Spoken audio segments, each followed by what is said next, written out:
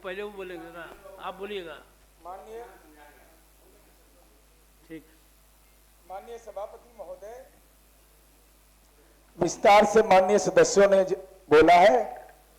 मैं 3-4 दिनों में जो संदर्भ है, जो वित्तीय प्रबंधन पर सवाल उठते हैं और बिहार की जगहसाई कराई जाती है, मैं 2 बिंदु की ओर चर्चा करना चाहता हूं।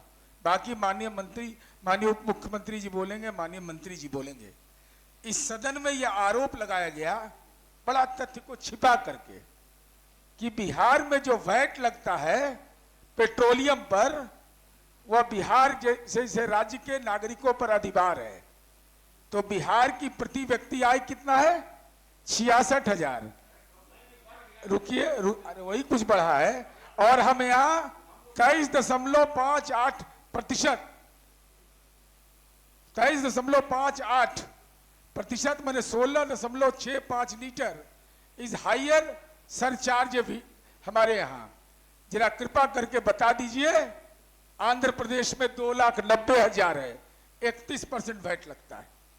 बिहार में 23.58 और आंध्रा में 31% और प्लस 4% पर लीटर वैट लगता है। और 1% रोड डेवलपमेंट सेस लगता है सभापति महोदय। दूसरा उदाहरण केरलम का देखिए ना, हम मलयालम में भाषण दे दिए, नहीं अंग्रेजी में बोल दिए नेताजी। वहां जाके ही नहीं बोले कि बिहार में 23.58 और केरलम में 30.58। केरलम में 2,90,000 आमदनी है। तो बिहार की सरकार, माननीय वित्त मंत्री जी के प्रति तो आभार व्यक्त करना चाहिए कि कम आमदनी वाले राज्य में टैक्सेशन के मामले में जो विकसित राज्य से भी हम कम हैं। ये साधारण बात है। कर्नाटका में जहां आपके सहयोगी की सरकार है 29.84% और वहां 3,90,000 प्रति व्यक्ति आए हैं। सभापति महोदय, जहां बंगाल अभी हाल में जुड़ा हुआ, मैं कह रहा हूं ये petroleum planning and analysis cell है, वो नहीं है कि भ्रष्टाचार पर बोलेंगे। अपने अध्यक्ष को भ्रष्टाचार से सजा याफ्ता को भी बोलने में लज्जा लगेगा। सभापति महोदय, अरे मैं कह रहा हूं कि आप यह बताइए, केरलम में अगर ये लिया जा रहा था तो वहां का जनता का जनादेश मिला, आपने क्यों नहीं मंतव्य दिया था कि ये टैक्सेशन गलत है? दूसरा सभापति महोदय, गरीब लोग को भड़काया जा रहा है। कहा जा रहा है कि बिहार में टैक्स का अधिभार लगाया जा रहा है। सभापति महोदय, यही तो है, यही तो सीखने की जरूरत है कि बिहार अल्प आय वाले राज्य है, उसके बावजूद टैक्स का हमारा ये परसेंटेज है। जहां प्रति व्यक्ति आय ज्यादा है वहां ज्यादा टैक्स ले रहा है। सभापति महोदय, आप तो तुलना करके निकल गए। सभापति महोदय, एक बात की चर्चा करना चाहते हैं। सभापति महोदय, हम तो गुनाहगार हैं। हमारे ऊपर आरोप आप लगा रहे हैं कि टैक्स गांव के अंदर ले रहे हैं। हिम्मत है तो जुबान खोलिए और आज प्रस्ताव पारित करे विपक्ष शासित राज्यों का मैं आंकड़ा बता रहा हूं। जो गांव के अंदर टैक्सेशन किया जाता है, कर्नाटका में 2021-22 में 759 करोड़ 51 लाख रुपया गांव के लोगों से वसूला गया। क्या इसके लिए निंदा प्रस्ताव पेश करिएगा? मैं बता रहा 2,90,000 तब अभी बोलने दीजिए, हड़बड़ाइए नहीं। केरल में 689 करोड़ 56 लाख, तेलंगाना में 211 करोड़ 92 लाख, पश्चिम बंगाल बगले में है, फोन करके पूछ लीजिएगा, 135.88 करोड़। और किसके लिए मिल लगता है? भूमि और भवन कर स्थापित कानूनी स्रोत है। ग्राम पंचायत रिपोर्ट किए गए लगभग पूरे कर राजस्व की वसूली करती है।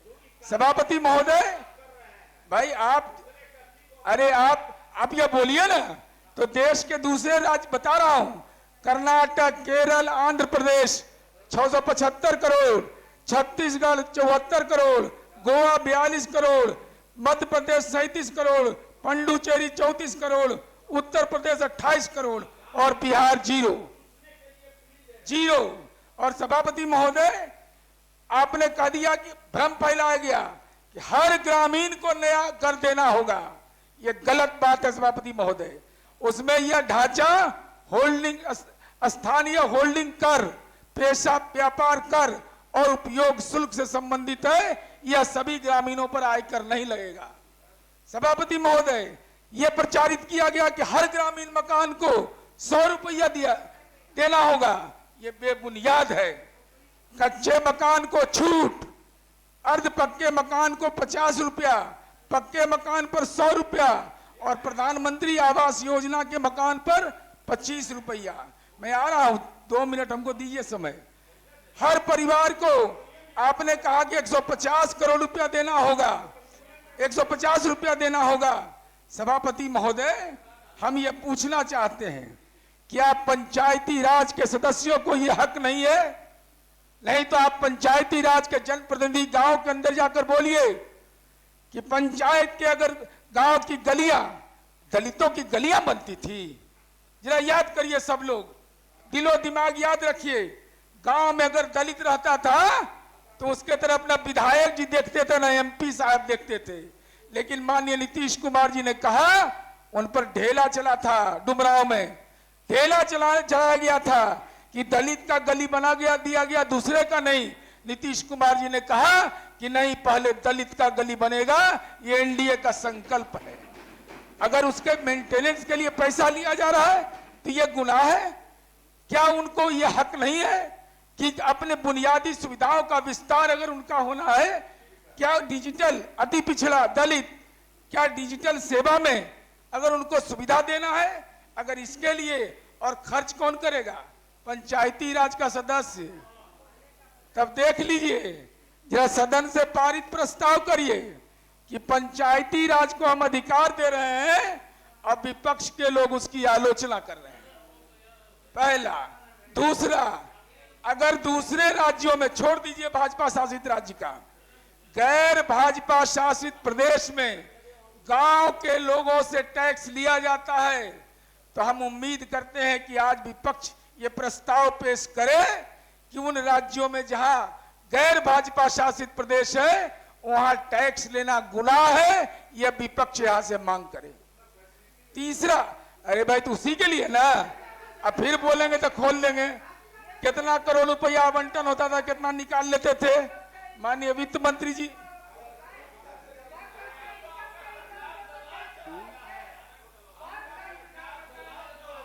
सभापति महोदय, इसलिए हम यह कहना चाहते हैं कि सभापति महोदय, यह हर परिवार यह खर्च का होगा। ग्रामीण सड़क, जल निकासी, स्वच्छता, पेयजल, स्थानीय आधारभूत संरचना, ग्राम पंचायत की सार्वजनिक सेवाओं को मजबूत करना और गांव का पैसा गांव के विकास में खर्च होगा।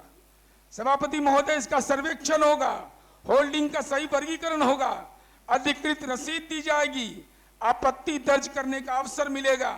और सभापति महोदय, डिजिटल व्यवस्था हम करने जा रहे हैं।